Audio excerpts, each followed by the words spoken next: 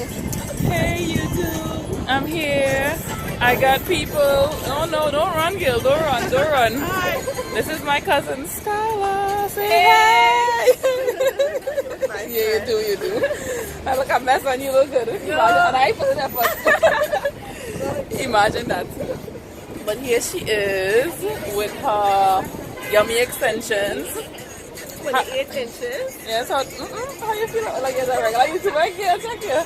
How do you feel about it? So please tell them. Okay, so I've been following this company for like some years now.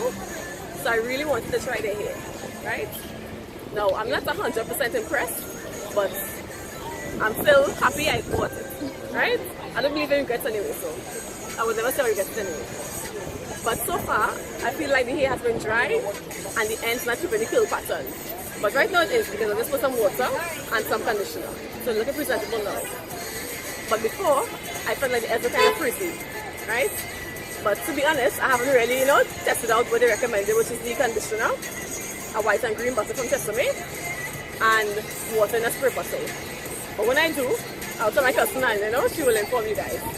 Right? So you guys heard it from someone else besides me. I'm not gonna say nothing, but y'all know this face. You know the face, right? So we're in